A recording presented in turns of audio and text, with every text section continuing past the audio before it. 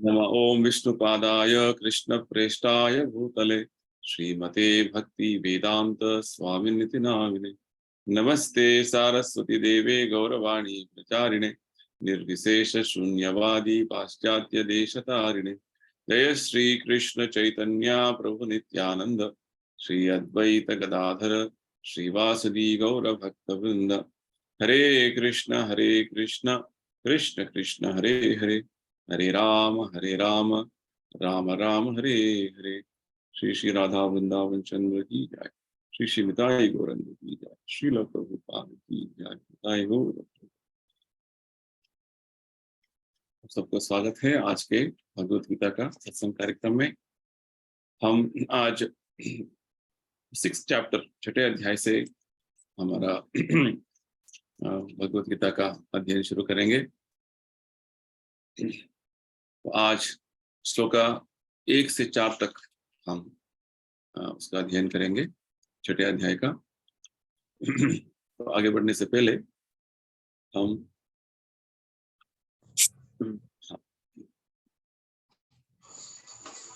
भगवद गीता का 6 चैप्टर छठा अध्याय जो है उसका नाम है ध्यान योग, आत्म संयम योग। आज श्लोका 1 से 4 तक हम समझने की कोशिश करेंगे। सभी जो हम सत्संग कार्यक्रम कर रहे हैं, ये श्रील प्रभुपाद जी जो वर्ल्ड वाइड हरे कृष्ण मूवमेंट इस्कॉन के संस्थापक आचार्य हैं, उनके कृपा से हो रहा है। उन्होंने हमें पूरा भगवत गीता का व्याख्या दिया हुआ है, समझाया है बहुत सरल भाषा में, ताकि हम उसे जीवन में हर दिन उसका फॉलो कर सकें। तो उनको अपना हमारे जो है साष्टांग प्रणाम अर्पण करते हुए उसके बाद आदि शंकराचार्य जी द्वारा विरचित गीता महात्म्य से एक श्लोक समझने की कोशिश करेंगे। 5वां श्लोक है, सर्वोपनिषदो गावो दोग्धा गोपाल नंदन पार्थो वत्सः सुधीर भोक्ता दुग्धम गीतामृतम महत्। संपूर्ण उपनिषदों गो के समान है। गोपाल नंदन श्री कृष्ण दुहने वाले हैं। अर्जुन बछड़ा है तथा महान गीतामृत ही उस गो का दुग्ध है, और शुद्धाचित वाला श्रेष्ठ मनुष्य ही इसका भोक्ता है। तो भगवत गीता को गीतोपनिषद भी बोलते हैं। यहाँ पे श्रीपाद शंकराचार्य जी हमें समझा रहे हैं कि वास्तव में सभी उपनिषदों का सार सर्वस्व भगवत गीता में उपलब्ध है। तो इसे गो के समान इसका तुलना कर रहे हैं, और भगवान कृष्ण गोपाल नंदन इसका मिल्कमैन यानी कि दोने वाले, और अर्जुन पार्थ जो है वो वत्स है यानी कि बछड़े का समान उसका तुलना कर रहे हैं। तो गीतामृत का अमृत को दूध के समान जो है गीतामृत, गीता का अमृत को जो है वो आस्वादन कर रहे हैं। ठीक उसी प्रकार जो मनुष्य भगवत गीता का इस पवित्र ज्ञान को इस प्रकार अर्जुन ने स्वीकार किया, वो भी इस ज्ञान को प्राप्त कर सकते हैं। इस तरीके से शंकराचार्य जी बता रहे हैं, यानी कि हमें भी अर्जुन जैसे ही भक्त बनने का हमारा पूरा इच्छा होना है, और उस तरीके से हमें आगे बढ़ना है। चलिए आज के पहला श्लोक, छठे अध्याय का पहला श्लोक। श्री भगवानुवाच। तो भगवान यहाँ पे भगवान श्री कृष्ण बता रहे हैं, अनाश्रितः कर्म फलम कार्यम कर्म करोति यः स सन्यासी च योगी च न निरग्निर न चाक्रियः। श्री भगवान ने कहा, जो पुरुष अपने कर्म फल के प्रति अनासक्त है और जो अपने कर्तव्य का पालन करता है, वही सन्यासी और असली योगी है। वह नहीं जो न तो अग्नि जलाता है और न कर्म करता है। तो ये जो श्लोक है वास्तव में 5वें अध्याय का, जो भगवान ने सन्यासी और कर्म योगी के अंतर जो बता रहे थे, बीच का डिफरेंस बता रहे थे, तो कंटिन्यूएशन हो रहा है। तो हमने 5वें अध्याय में ये समझा कि वास्तव में कर्म योग यानी कि भक्ति योग का स्तर पर आना सबसे महत्वपूर्ण जो है मनुष्य के लिए होता है। और वो भक्ति योग बहुत आसान तरीके से कर सकते हैं, भगवान बता रहे थे। और विशेषकर ये जो सभी कर्मों को भगवान का समर्पण करना, ये जो कार्य है, इसे करने के लिए शास्त्रों में अधिकृत तरीके से बहुत सारे विधि विधान हैं। इसको यहाँ पे भगवान इस छठे अध्याय में विशेषकर एक योगा पद्धति का वर्णन करने वाले हैं। इसको बोलते हैं ध्यान योग, हठ योग। इसका थोड़ा ज्यादा वर्णन देने वाले हैं भगवान, और समझाने वाले हैं विशेषकर कि किस तरीके से हम इंद्रियों और मन को संयम में लेके आ सकते हैं। सभी योगा पद्धतियों का मुख्य उद्देश्य ये है कि मन और इंद्रियों को संयम में लेके आना और भगवान कृष्ण के प्रति जो है हमारा ध्यान बढ़ाना और संपूर्ण तरीके से मन को एकाग्रचित भगवान पर करना। तो ये योगा का मुख्य उद्देश्य होता है, योग इंद्रिय संयम। तो यहाँ पे भगवान शुरुआत के कुछ श्लोकों में, यहाँ पे छठे अध्याय में वही जो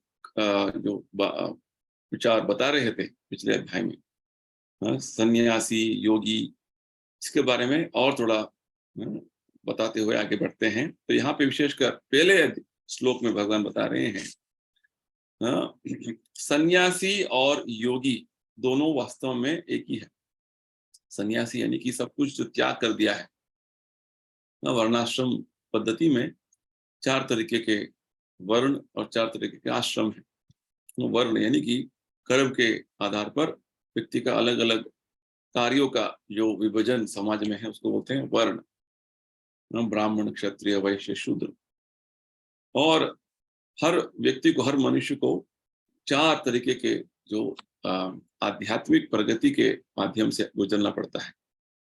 इसको बोलते हैं ब्रह्मचर्य, गृहस्थ, वानप्रस्थ और सन्यास। तो सन्यास मनुष्य के सबसे अंतिम स्थिति का जो है एक आश्रम है, जहाँ पे सब कुछ त्याग करके भगवत सेवा में संपूर्ण तरीके से मग्न हो जाना है। तो ये सन्यास का बातें जो है भगवान चौथे अध्याय से बात कर, इसका जो है प्रस्ताव कर रहे हैं। यहाँ पे और अच्छा तरीके से भगवान समझा रहे हैं वास्तव में सन्यासी कौन है, योगी कौन है।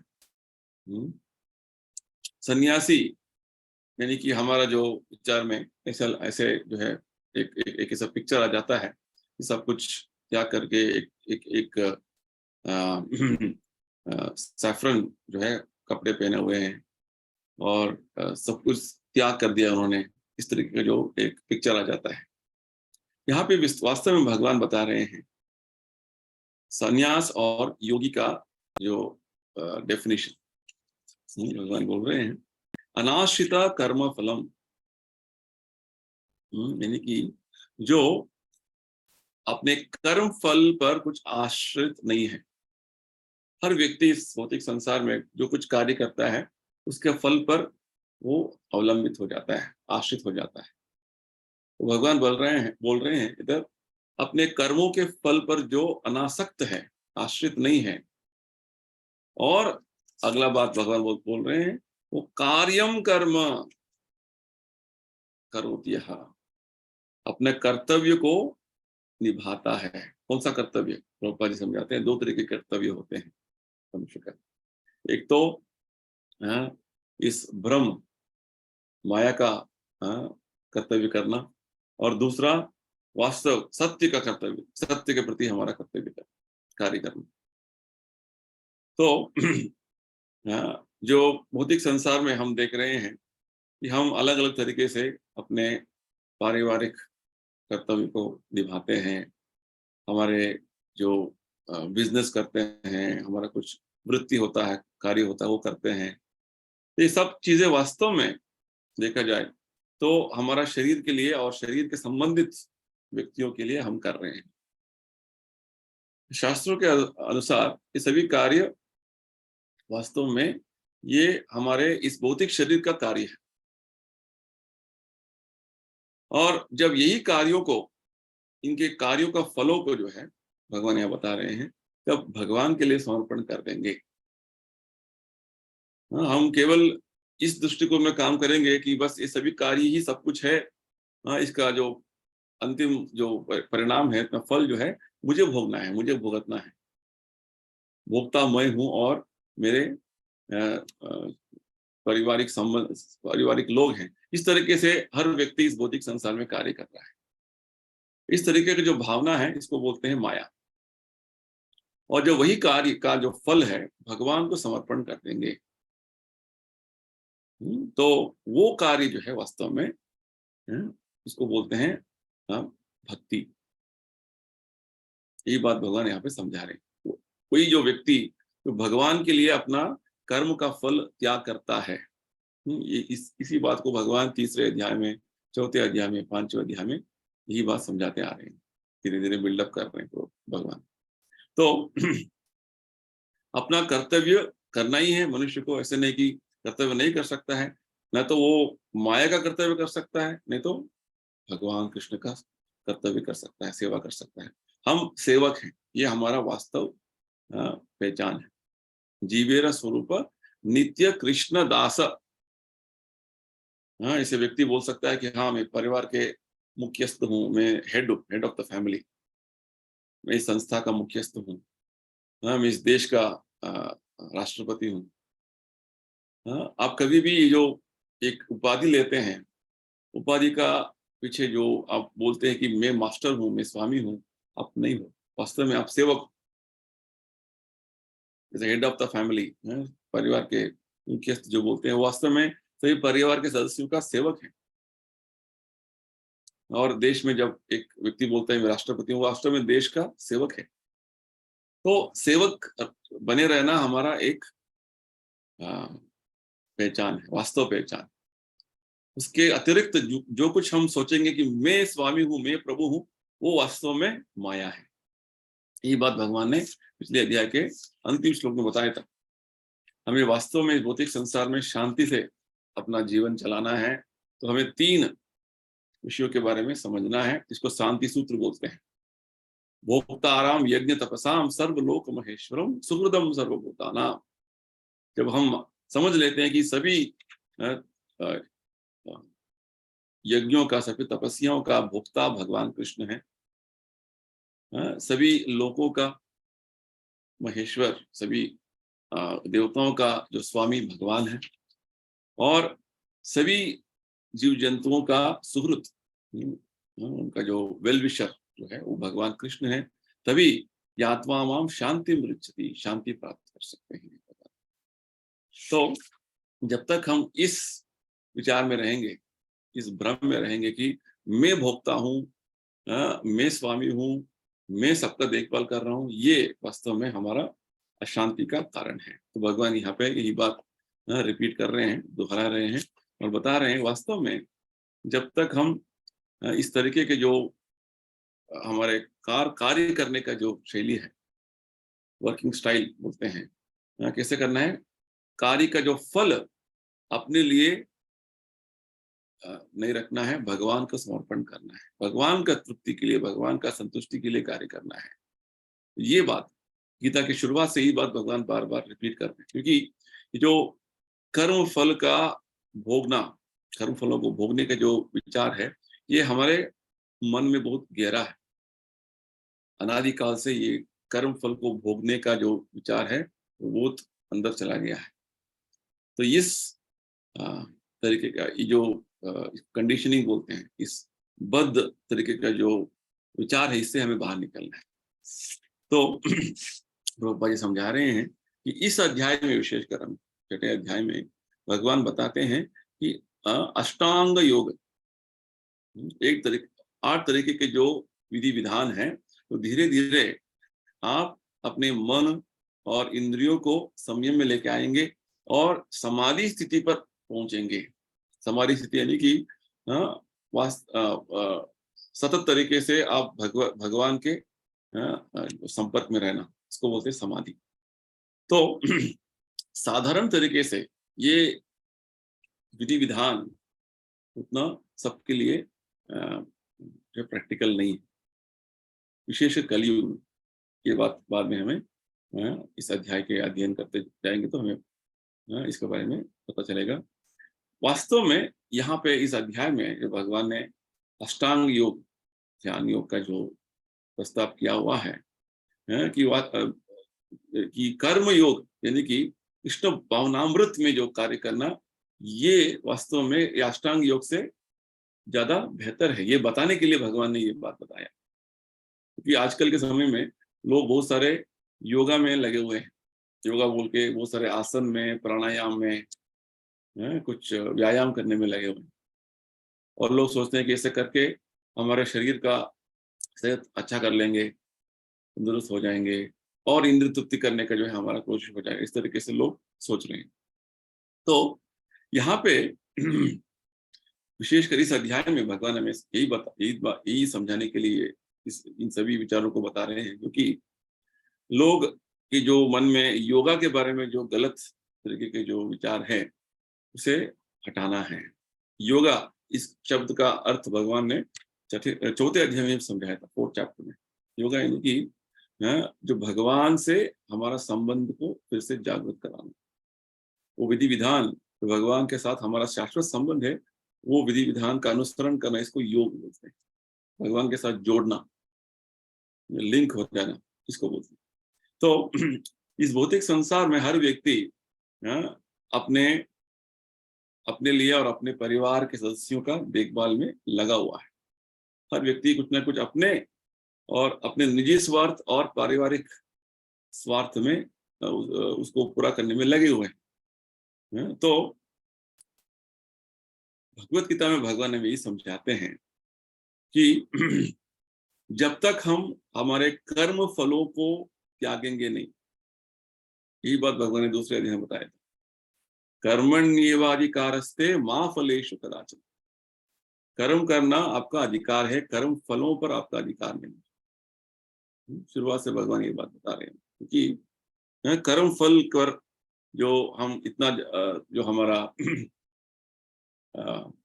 आकर्षण है, उसके प्रति राग है, उसे हमें छोड़ना है। कर्म फल का जो राग और अटैचमेंट जो है, इसी के कारण जो है हम इस भौतिक बंधन में फंसे हुए हैं। कर्म फल अच्छे भी हो सकते हैं, बुरे भी हो सकते हैं। तो कर्म का फल हमें समझना है कि वो कार्य जो कर रहे हैं, वो सभी तरीके के जो रिसोर्सेस हैं, वो हमारा नहीं है। और जो मैं बोलता हूँ मैं कार्य कर रहा हूँ, वो मैं नहीं कर रहा हूँ, वास्तव में मैं केवल इच्छा कर रहा हूँ। ये बात हमने 5वें अध्याय में समझाया। तो हर कार्य के पीछे जो पूरा मैकेनिज्म जो चल रहा है, जो सभी तरीके के जो पूरा वास्तव विवरण जो चल रहा है, हमें समझना है। और इस कार्य का वास्तव भोक्ता भगवान है। भगवान ने पिछले अध्याय में समझाया, भोक्ता आराम यज्ञ का। तो कृष्ण भावनामृत में कार्य करना हर व्यक्ति का कर्तव्य है। यही बात भगवान गीता में हमें समझाना चाहते हैं। यानी कि भक्ति में हमारा कर्तव्य करना, जैसे भगवान ये बोल रहे हैं, कार्यम कर्म, हमें कार्य यानी कि ड्यूटी जैसे बोलते हैं, हमें करना ही है। इसे वो किसे करना है? भक्ति में, भगवत सेवा में हम व्यक्ति को लगे रहना, ये उसका कर्तव्य है। ये बात हमें समझना है, क्योंकि हम वास्तव में भगवान के अंश हैं। ममैवांश जीवलोके जीवभूत सनातन। जैसे हमारे शरीर के हर भाग शरीर का सेवा करता है, ठीक उसी प्रकार जैसे शरीर का अलग अलग भाग अपने लिए सेवा नहीं करता है, शरीर का संपूर्ण देखभाल के लिए हर भाग जो है उसका सहकार हो रहा है, सहयोग हो रहा है, कोऑपरेशन हो रहा है। जैसे खाना खाना है तो क्या होता है, खाना जहाँ पे है पैर जाएगा, हाथ पहुंचेगा, आंखें देखेगा और मुंह में डालेंगे और पेट में जाएगा, है ना। तो इस तरीके से हमें समझना है कि पूरा इस भौतिक व्यवस्था में, पूरा ब्रह्मांड व्यवस्था में भगवान ही वास्तव में भोक्ता है। जब भगवान को सेवा करेंगे तो हम अपने आप, हमारा हर जीवन का आवश्यकता पूरा हो जाए। जैसे एक और उदाहरण शास्त्र में देते हैं, यथा तरोर मूल निषेचनेन तृप्यन्ति तत्स्कंद भुजोपशात।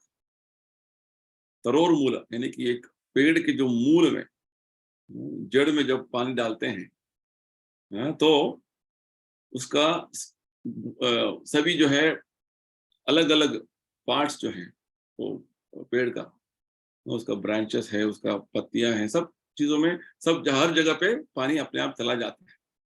ठीक उसी प्रकार जब भगवत सेवा होता है तो अपने आप, हर जीवात्मा का, हर इस संसार में जो जो चीजें हो रहे हैं, वो सब कुछ चीजें ठीक से चलेगी। ये बात भगवत गीता में हमें बार बार भगवान समझाना चाहते हैं। तो जब हम भगवान के संतुष्टि के लिए कार्य करेंगे, यही बात भगवान ने तीसरे अध्याय में समझाया था।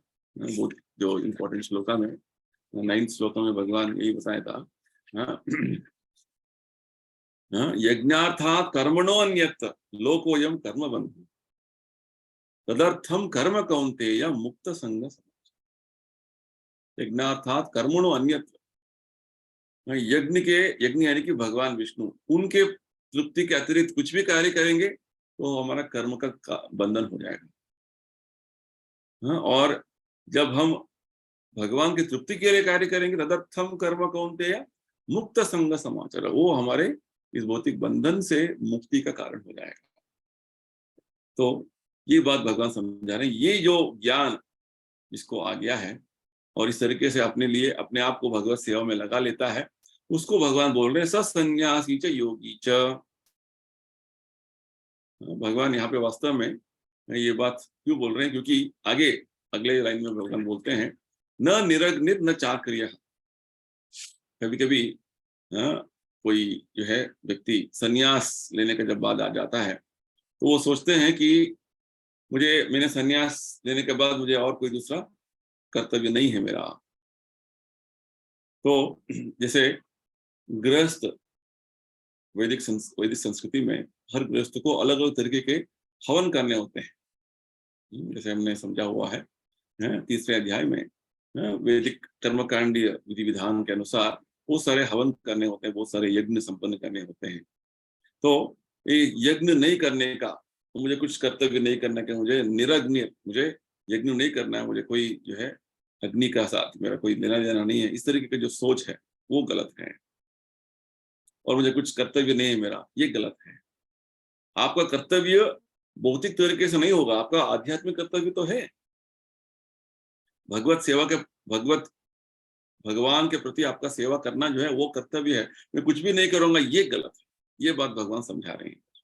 तो वास्तव में जो निराकारवादी है, मायावादी है, हम सोचते हैं कि हम सभी चीजों से मुक्त हो गए हैं, हमें कुछ भौतिक संसार से लेना देना नहीं है। हाँ, भौतिक संसार से आपको लेना देना नहीं है, फिर भी भौतिक संसार का हर चीज को भगवत सेवा में लगाना है। उसको, हर व्यक्ति को भगवत सेवा में किस तरीके से उन्हें प्रोत्साहित करना है, ये कर्तव्य है आपका। तो विशेषकर जो मायावादी हैं, निराकारवादी हैं, वो सोचते हैं कि सब कुछ हमने त्याग कर दिया, और उनका विचार में क्या है कि हम अभी परम ब्रह्मन के साथ लीन हो जाते हैं। हम भी ब्रह्मन बन गए, हम पर ब्रह्मन के साथ लीन हो जाते हैं। ये सबसे बड़ा खतरनाक जो है विचार है। प्रभुपाद जी बोलते हैं, माया का जो प्रभाव इस तरीके से हो जाता है व्यक्ति पर कि वो पहले सोचता है कि मैं इस परिवार का स्वामी हूँ, मैं इस जो है समुदाय का स्वामी हूँ, प्रभु हूँ, उसके बाद मैं एक देश का प्रभु हूँ, उसके बाद मैं ब्रह्मांड का, और मैं भगवान बन जाऊंगा। ये मायावादी का विचार है। तो ये सबसे बड़ा भौतिक इच्छा। तो ये सभी एक स्वार्थ से बना हुआ, स्वार्थ से जो है, उस स्वार्थ से स्वार्थ है इसमें। वास्तव में जो स्वार्थ यानी कि मेरे लिए, मैं अहम और मम का जो विचार आ जाता है, ये इसे छोड़ना है। ये बात भगवान समझा रहे हैं। तो ठीक उसी प्रकार निराकारवादी ज्ञानी ऐसे सोचते हैं, तो कुछ योगी भी ऐसे सोचते हैं। वो सोचते हैं कि योगा पद्धति का अनुसरण करने से मुझे बहुत सारे योग सिद्धि प्राप्त होंगे, ताकि मैं समाज में मेरा बहुत सारा सम्मान रहेगा, और मैं सबसे बड़ा आदमी, सबसे जो है मैं इतना बड़ा नाम कमा सकता हूँ, इस तरीके से लोग सोचते हैं कि कुछ ना कुछ स्वार्थ, हाँ, स्वार्थ से हर कार्य करने का जो इच्छा होता है, वो जो भगवान बोलते हैं इस श्लोक के माध्यम से कि हमें उसे त्याग करना है। अनाश्रिता कर्म फलम कार्यम कर्म करोगे, हमें कार्य करना है भगवत तृप्ति के लिए। तो ये सब व्यक्ति जो है वो सन्यासी है, योगी है, भगवान बोलते हैं।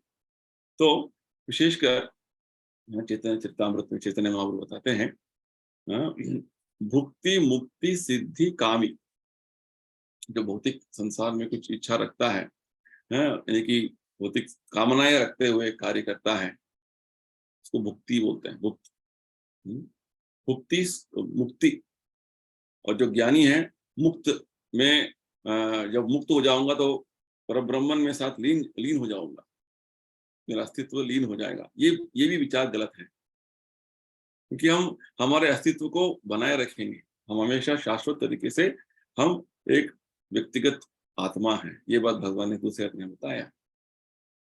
ऐसा नहीं कि हम इस स्थिति में अभी हम अलग हैं, जब हम मुक्त हो जाएंगे तो भगवान के साथ लीन हो जाएंगे, ये बात नहीं। भगवान ने तो बोलते हैं परब्रह्मन निराकार तत्व में लीन हो जाएंगे, ये गलत बात है। तो भुक्ति मुक्ति सिद्धि, बहुत सारे योगी सिद्धि प्राप्त करने के लिए बहुत जो है वो मेहनत करते हैं, ये सभी वास्तव में अशांत है। कृष्ण भक्त निष्काम एक शांत, कृष्ण भक्त जो है इस तरीके का कोई भौतिक इच्छाएं नहीं रखता है, निराकार ब्रह्म में लीन हो जाना ऐसे इच्छा नहीं रखता है, कोई सिद्धि प्राप्त करना ऐसे इच्छा नहीं रखता है। उसका एकमात्र इच्छा क्या है? भगवत तृप्ति करना, बस। तो ये वास्तव में सन्यासी है और वास्तव योगी है, भगवान बताते हैं। तो भगवत इसकी जो भगवत भक्ति का ये जो स्थिति है, चैतन्य महाप्रभु में बहुत अच्छी तरीके से समझाते हैं अपने एक शिक्षा के माध्यम से, उसको शिक्षाष्टक बोलते हैं। 8 शिक्षा चैतन्य महाप्रभु ने दिया हुआ है, उसमें एक शिक्षाष्टक में चैतन्य महाप्रभु बोलते हैं, न धनम न जनम न सुंदरी कविताम व जगदीश कामये मम जन्मनि जन्मनीश्वरे भवताद भक्तिर अहेतुकी त्वयि। तो चैतन्य महाप्रभु बोलते हैं, न धनम, जैसे भौतिक व्यक्ति इच्छा करते हैं धन का, और वो सारे लोग उनका प्रशंसा करना है, उनका जो है उनका आदेश मानना है। न धनम न जनम, सुंदरी, अलग अलग तरीके के जो है, एक स्त्री पुरुष के पीछे भागते हैं, पुरुष स्त्री के पीछे भागते हैं, और न धनम न जनम न सुंदरीम कविताम, और सब लोग मेरा गुणगान करना है, सब लोग मेरा प्रशंसा करना है। इस तरीके से लोग इन 4 चीजों के पीछे भागते रहते, धन जन सुंदरी कविता। तो चैतन्य महाप्रभु बोलते हैं, इन सभी तरीके के जो चीजों से आप मुक्त हो जाओ, दूर हो जाओ, केवल भगवान का सेवा के प्रति आपका राग बढ़ना है, आपका आसक्ति बढ़ना है। जगदीश कामये मम जन्मनि जन्मनीश्वर, यहाँ तक कि चैतन्य महाप्रभु बोलते हैं, मुझे मुक्ति का भी कोई आवश्यकता नहीं है, मुझे जन्म जन्मांतर तक जन्म भी मुझे लेना पड़ेगा, केवल आपका भक्ति, शुद्ध भक्ति चाहिए भगवान। तो ये वास्तव में सन्यासी है, इसको बोलते हैं योगी और सन्यासी। तो यहाँ पे भगवान इस अध्याय में सन्यासी और योगी जो शब्द है, दोनों शब्दों को समानांतर यानी कि इक्वली जो है वो उसको यूज करते हैं, उपयोग करते हैं। योगी यानी कि जो भगवत सेवा में संपूर्ण अपने आप को समर्पण कर लिया। सन्यासी, सन्यासी यानी कि सत्न्यास, सब कुछ भगवत सेवा के लिए त्याग कर दिया, ये सन्यासी। तो ये पहले श्लोक में भगवान हमें स्पष्ट समझा रहे हैं, सन्यासी और योगी का वास्तव जो डेफिनेशन है, परिभाषा ये है कि वो अपने हर कार्य केवल भगवत संतृप्ति के लिए करते हैं, अपना स्वार्थ के लिए नहीं करते हैं, और भगवत सेवा अपने कर्तव्य के हिसाब से करते हैं। और ऐसे नहीं कि मुझे करना है, नहीं करना है, सोचते नहीं करना है, ये वास्तव में आत्मा का कर्तव्य है। जैसे हर व्यक्ति अपना सोचते हैं कि मेरा परिवार का कर्तव्य मुझे निभाना है, मेरा जो एक बिजनेस का जो है मेरा कर्तव्य है, ऐसे सोचता है। तो जब हमारा ज्ञान का जो स्तर ऐसे बढ़ जाता है, इस लेवल तक आ जाता है, तो भगवान बोलते हैं, बहुनाम जन्मनाम अन्ते ज्ञानवान माम प्रपद्यते। ज्ञान का स्तर हमारा इतना बढ़ गया कि केवल भगवान ही सर्वस्व है, सर्व कारण कारण है, उनका सेवा करना ही सबसे श्रेष्ठ है, इसे ज्ञान में आ जाते हैं और वो कर्तव्य करने में हमेशा लगे रहते हैं, उसको बोलते हैं सन्यासी आदमी। तो ये वास्तव में ये बात भगवान हमें ये बात समझाए, क्यों समझा रहे हैं, क्योंकि हमें योगी और सन्यासी का ठीक ठीक उसका अर्थ समझना है। केवल एक पोशाक पहनने से एक योगी नहीं बन जाता, सन्यासी नहीं बन जाता, उसका अंतरंग में, उसका मन के अंदर में किस तरह का विचार है, ये समझना है। नेक्स्ट अगले श्लोक में जाएंगे, सेकंड श्लोक में।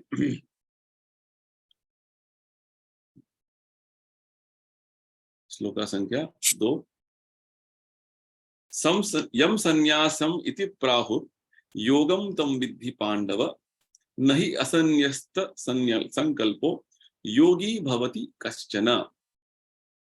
हे पांडुपुत्र, जिसे सन्यास कहते हैं उसे ही तुम योग अर्थात परब्रह्म से युक्त होना जानो, क्योंकि इंद्र तृप्ति के लिए इच्छा को त्यागे बिना कोई भी योगी नहीं हो सकता।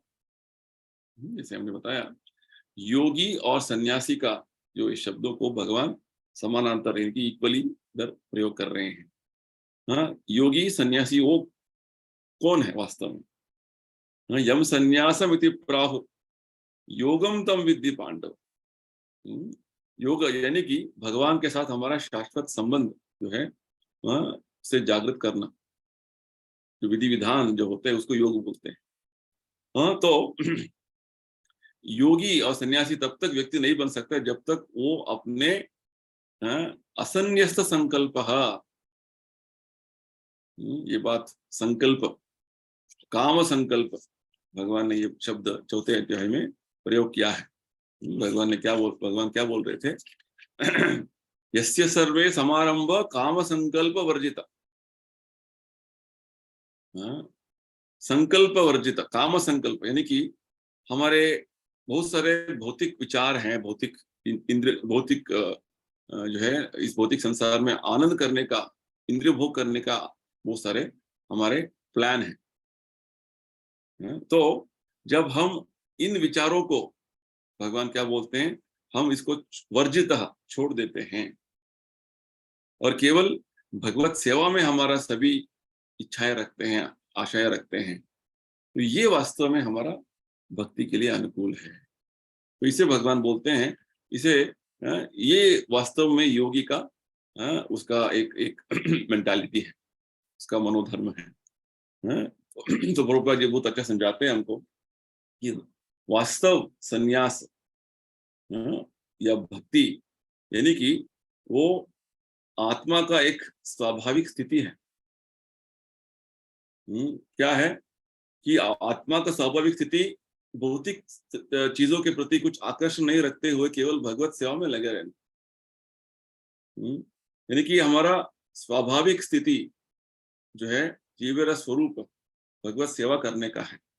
जीवेर स्वरूप नित्य कृष्ण दासा। वास्तव में आत्मा का अलग अस्तित्व नहीं है, जो हम स्वतंत्र हैं, हम अलग है जब सोच रहे हैं, ये वास्तव में हमारा भ्रम है।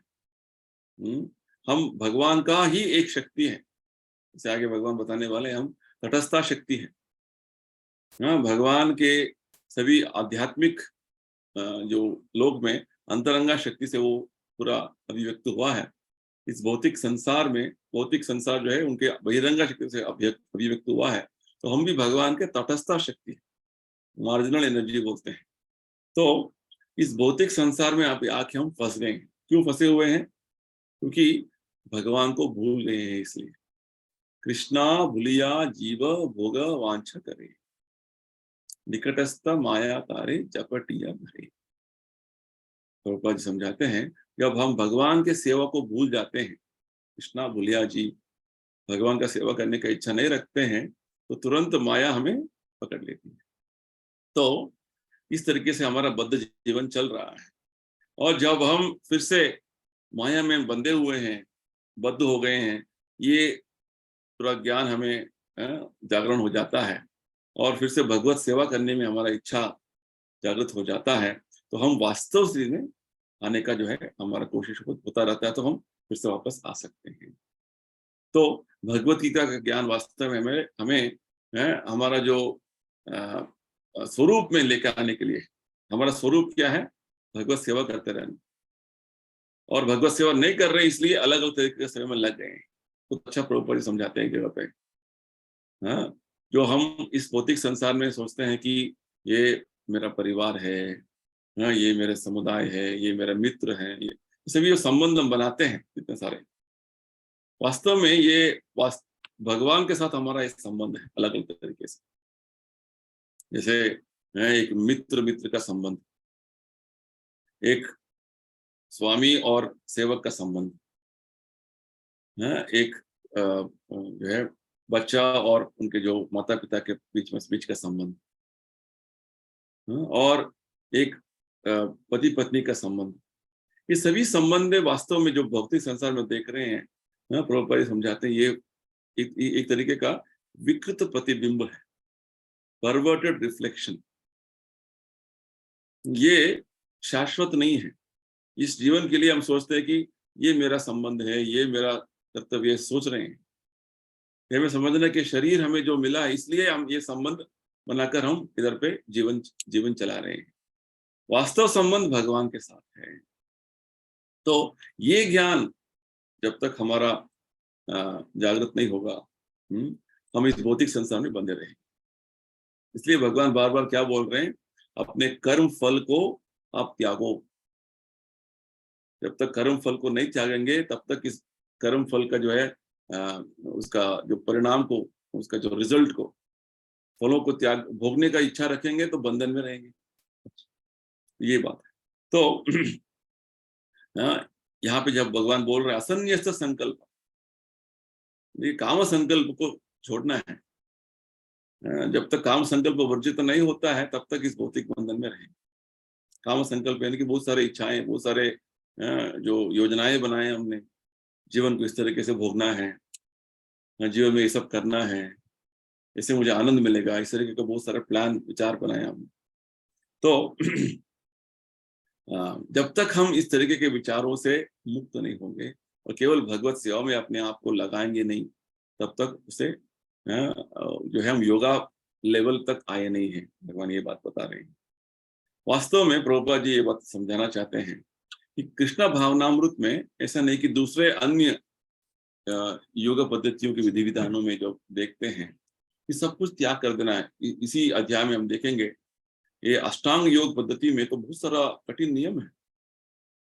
घर में भी नहीं रह सकते हैं, वो जो है जंगल में जाना पड़ता है, ब्रह्मचर्य का पालन करना पड़ता है और बहुत कठिन तपस्या करना पड़ता है। यानी कि जब तक इन तभी तरीके के जो विधि विधानों का अनुसरण नहीं करेंगे, दूसरे अन्य योग पद्धतियों में आपका जो है ये जो काम संकल्प से आपको मुक्ति नहीं मिलेगा, भौतिक विचारों से आपको मुक्ति नहीं मिलेगी। कृष्ण भावना में क्या हो रहा है? प्रभुपाद जी बोलते हैं कि हर समय हमें एक भगवत सेवा करने के लिए अलग अलग तरीके से आचार्यों ने, विशेषकर प्रभुपाद जी ने हमें एक मार्गदर्शन दिया हुआ है। हमारे हर इंद्रियों को भगवत सेवा में कैसे मग्न करना है। केवल भगवत सेवा ही हमारा मुख्य उद्देश्य रहेगा, कुछ भी हम कर रहे हैं। जैसे अभी हम भगवत गीता का सत्संग कार्यक्रम में लगे हुए, वैसे नहीं कि इस टेक्नोलॉजी को जो अभी हम कंप्यूटर में और ये जो इंटरनेट का जो इस्तेमाल कर रहे हैं इसे हम त्याग रहे हैं, नहीं, हम इसे उपयोग कर रहे हैं भगवत सेवा में। यानी कि भगवान हमें इस भौतिक इस भगवत गीता के माध्यम से समझा रहे हैं कि जब हम सभी चीजें भगवत सेवा में लगाएंगे और हमारा मन में कुछ हमारे निजी स्वार्थ के लिए भोग करने का कुछ इच्छा नहीं रहेगा। ये बात रूप गोस्वामी बताते हैं, अनासक्तस्य विषयान् यथार्हम् उपयुञ्जतः निर्बंधे कृष्ण संबंधे युक्त वैराग्यम् उच्यते।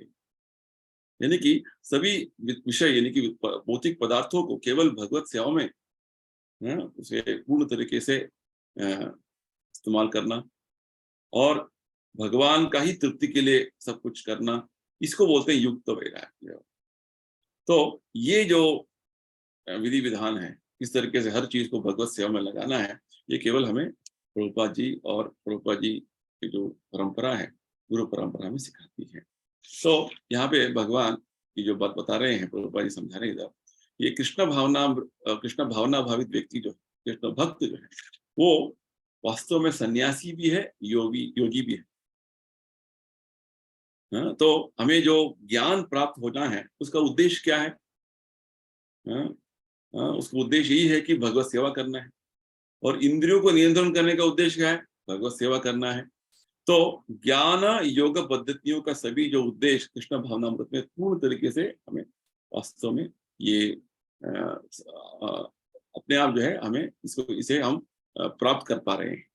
प्रभुपाद जी तो बताते हैं, आप यज्ञ दान दूसरे अन्य कर्म दान और वेदाध्ययन कुछ भी करें, आध्यात्मिक विधि विधान, आप कृष्ण भावनामृत में लग गए, कृष्ण भक्ति में लग गए, तो अपने आप सभी विधि विधानों का जो आपको परिणाम मिलने वाला है मिल जाए। यानी कि कृष्णा कॉन्शियसनेस यानी कृष्ण भावनामृत इतना श्रेष्ठ तरीके का जो पद्धति है, जो प्रभुपाद जी हमें समझा रहे हैं कि केवल हमें उसे अनुसरण करना है, और कुछ नहीं करना है। जैसे उदाहरण के तौर पर भगवान गीता में हमें क्या बता रहे हैं? अर्जुन, ऐसे देखेंगे तो अर्जुन वास्तव में योद्धा है, और भगवान अर्जुन को तुम सबसे बड़े योगी बोल रहे हैं। कैसे बोल रहे हैं? क्योंकि अर्जुन ऐसा नहीं कि योगी बनकर एक जंगल में बैठकर जो है तपस्या कर रहे हैं, नहीं। क्योंकि अर्जुन युद्ध कर रहा है भगवान के आदेश के अनुसार। ये बात है, जब हमारा हर कार्य भगवत आदेश के अनुसार होगा। भगवत आदेश कैसा मिलेगा? भगवान के शुद्ध भक्त के माध्यम से हमें आदेश मिलेगा। ऐसे हमारा कार्य होगा तो वो वास्तव में योगा है, योगा है। ये बात। तो जब तक हमारे निजी स्वार्थ के विचारों को हम नहीं छोड़ेंगे, तब तक हम कुछ भी दूसरे अन्य जो आध्यात्मिक जो विधि विधानों का अनुसरण कर रहे हैं, जैसे ज्ञान योग होगा, दूसरा अष्टांग योग होगा, उसमें कोई हमें जो है फायदा नहीं मिलने वाला है। वास्तव में जब तक हमारा स्वार्थ, जिसे इधर भगवान बोल रहे हैं, न ही असन्यस्त संकल्प, असन्यस्त संकल्प यानी कि जब तक हम हमारे स्वार्थ को नहीं छोड़ेंगे, स्वार्थ यानी कि इंद्रिय भोग करने का इच्छा नहीं छोड़ेंगे, काम संकल्प वर्जिता नहीं होगा, तब तक हम कोई भी अन्य योग पद्धतियों में हमारा जो है आगे बढ़ने का कोई बात ही नहीं हो सकता है। तो कृष्ण भक्त जो है वास्तव में अन्याभिलाषिता शून्य होता है, केवल भगवत सेवा के लिए केवल इच्छा रखता है, और कुछ नहीं रखता है। ये स्थिति पर आना है। तो हमारा भक्ति के में भी जब आगे बढ़ रहे हैं, तो इस स्थिति में हमें आना है। और जब तक भगवान का वास्तव ज्ञान हमें नहीं होगा, तब तक हम इस तरीके के जो बहुत सारे विचारों में अपने आप को मग्न करते रहेंगे। इसी तरीके से सभी लोगों का जीवन चल रहा है। सब लोग जो है अलग अलग तरीके से अपने स्वार्थ के लिए, प्रहलाद महाराज बोलते हैं, नथे विदु स्वार्थ गतिम ही विष्णु दुराशया ये बहिरर्थ मानिना। साधारण तरीके से व्यक्ति जो है अपना स्वार्थ गति यानी कि हमारा स्वार्थ वास्तव में विष्णु है, विष्णु का तृप्ति करना हमारा वास्तव स्वार्थ, ये बात नहीं जानते हैं, और अलग अलग तरीके के जो कार्यों में मग्न हो गए हैं। दुराशया ये बहिरर्थ मानिना, बहिरर्थ यानी कि भौतिक तरीके के बहुत सारे कार्यों में इतना मग्न हो गए हैं कि अपने आप को भूल गए हैं। यही बात इधर भगवान बता रहे हैं। तो विशेषकर भगवान हमें ये बात समझाने वाले हैं, इस योगा का जो पद्धति अभी वर्णन करने वाले हैं, कि संन्यास और योगी का वास्तव जो लक्षण क्या है। पहला लक्षण हमने पहले श्लोक में समझा इस अध्याय के, कि उसे कर्म फल के प्रति आसक्ति नहीं, वो उस पर आश्रित नहीं है, वो सभी कर्म फल को भगवान त्याग कर रहे हैं। और दूसरा बात भगवान बोलते हैं, काम संकल्प वर्जित, यानी कि असन्यस्त संकल्प, इंद्रिय तृप्ति के सभी विचारों को त्याग कर देते हैं। कोई भी कार्य है, जैसे हम भक्ति में भी हम ऐसे सोचेंगे, हाँ इससे मेरा नाम जो है और सब लोग मेरा प्रशंसा करेंगे, सबसे बड़े भक्त हूँ, इसे सब लोग मेरा गुणगान करेंगे, ऐसे विचार जब हम रखकर भक्ति में भक्ति करने की कोशिश करेंगे, वो भक्ति श्रेष्ठतम भक्ति नहीं है। केवल भगवत भक्ति करना ही हमारा कर्तव्य है, ऐसे सोचकर भगवान का तृप्ति के लिए भक्ति कर रहे हैं, इस तरीके से विचार धीरे धीरे हमारा कॉन्शियसनेस, हमारा चेतना जो है इस तरीके का जो है लेवल पे आना है, ये बात भगवान बताए। तो नेक्स्ट जो है भगवान बताने वाले हैं कि कोई भी योग पद्धति जो है वो कर्म योग हो, ध्यान योग हो, ज्ञान योग हो, वो एक तरीके से एक सीढ़ी है, एक स्टेप्स है, स्टेयरकेस बोलते हैं इंग्लिश में, सीढ़ियां हैं। तो एक लेवल से नीचे से लेकर ऊपर तक लेके जाने का एक जो एक सीढ़ियां है, योगा पद्धति यानी कि एक तरीके का लैडर सिस्टम, लैडर है, एक स्टेयरकेस है, सीढ़ियां हैं। तो जिस लेवल पे आप एक आदमी जो पहुंच जाता है, उसे अलग अलग नामों से जाना जाता है। जैसे कर्म करके कर्म योग में जो एक व्यक्ति उस लेवल तक पहुंच गए तो कर्म योगी बोलते हैं। ध्यान योग करते हुए वो एक लेवल पहुंच जाता है तो ध्यान योगी बोलते हैं। ज्ञान योगी, सबसे श्रेष्ठतम जो योगा पद्धति जो है, जो योगी प्राप्त हो सकता है, उसको भक्ति योग बोलते हैं। यानी कि योगा का एक कॉमन सिस्टम, योगा यानी कि भगवान से जोड़ने का एक विधान, विधि विधान। तो भगवान यहाँ बता रहे हैं अगले श्लोक में, तीसरे श्लोक में बहुत अच्छा बात बता रहे हैं।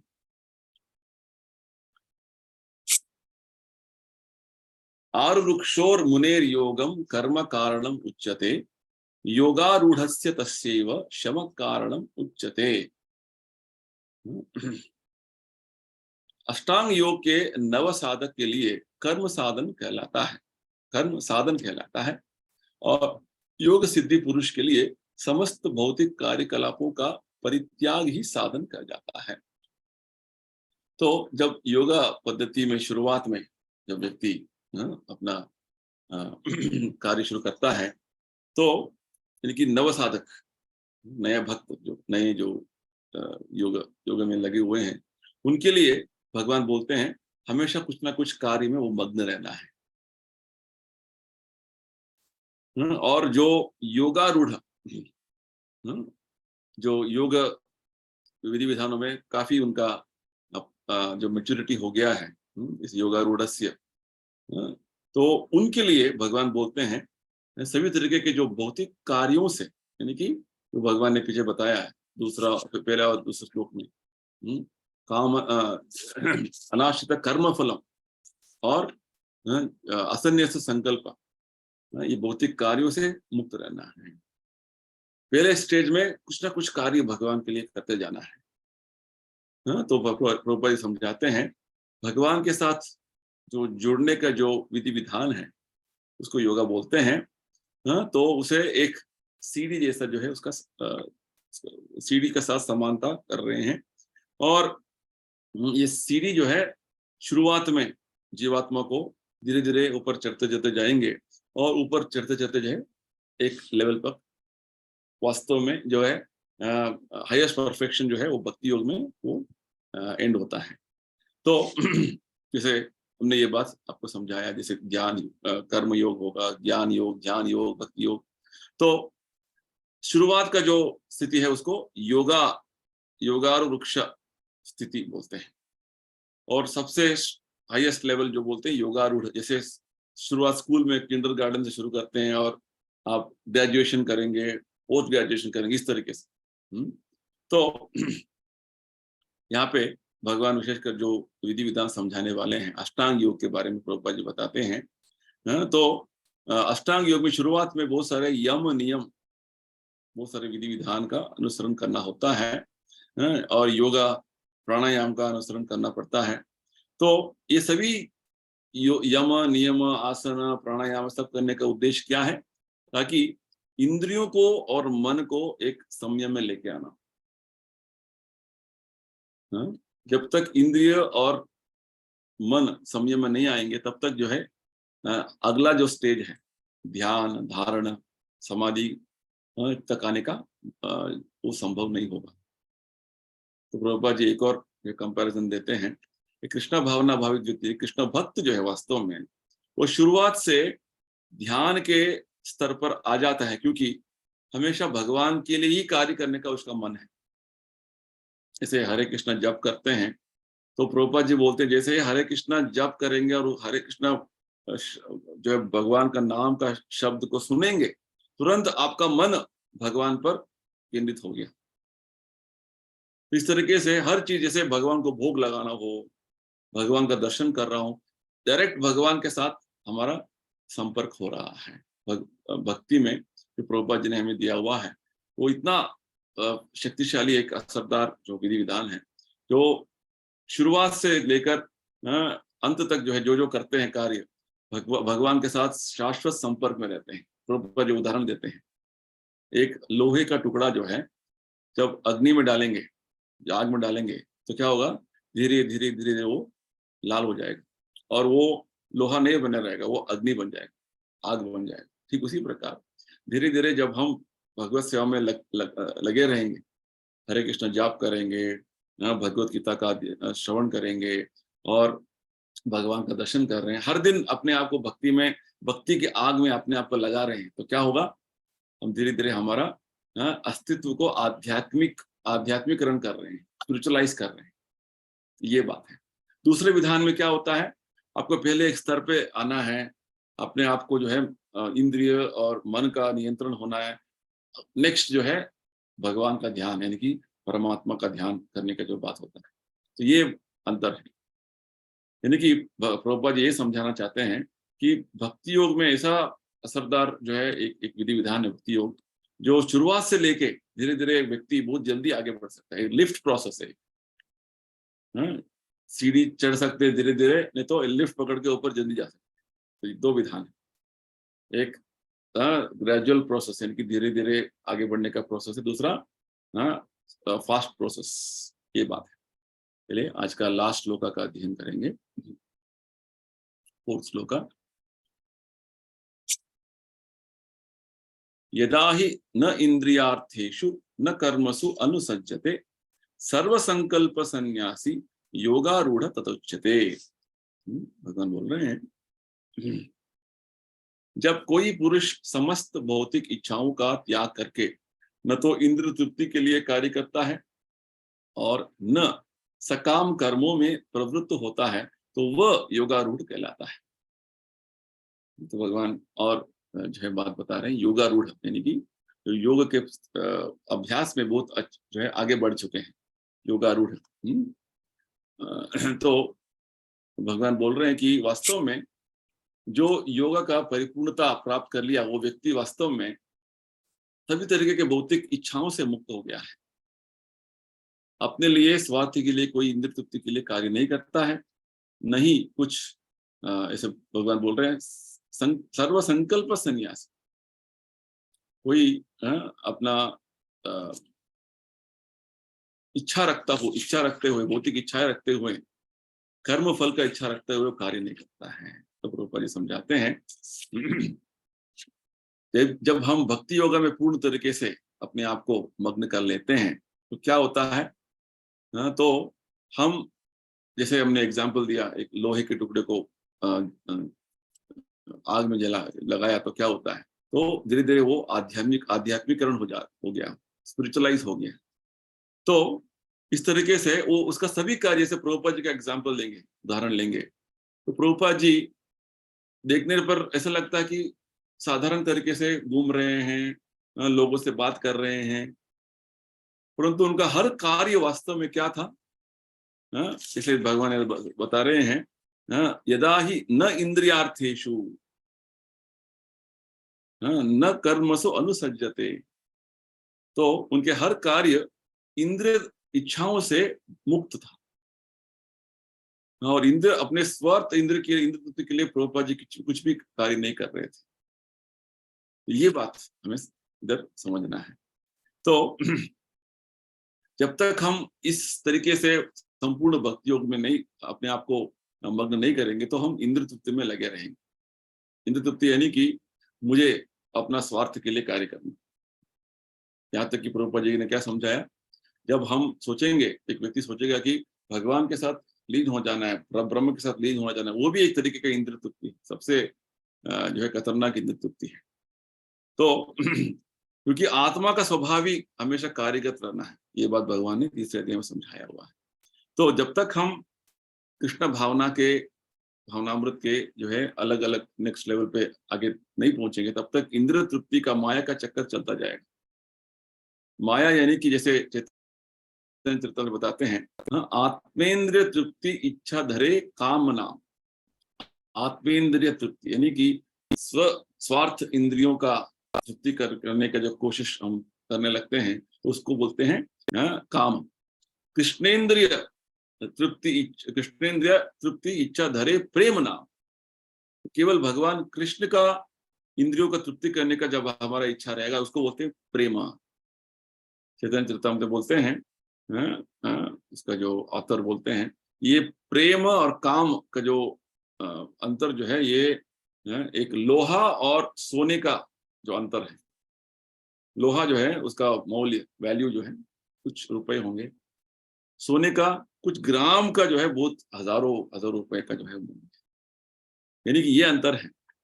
जब हमारा स्वार्थ के लिए इंद्र तृप्ति करने का भौतिक इच्छाएं रखते हुए जब हम कार्य करते हैं, उसको काम बोलते हैं। तो केवल भगवान के लिए सेवा करने का इच्छा रखते हैं, उसको प्रेम बोलते हैं।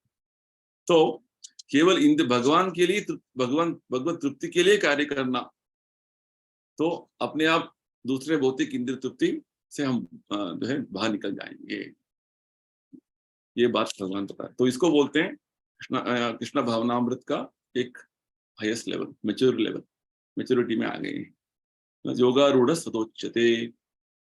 तो आज के 4 श्लोकों में हमने यही समझा कि वास्तव में भगवान बोल रहे हैं कि जब तक हम कर्म फल को त्यागेंगे नहीं, और काम संकल्प यानी कि भौतिक इच्छाओं से मुक्त नहीं होंगे, तब तक हम योगी नहीं बन सकते, सन्यासी नहीं बन सकते।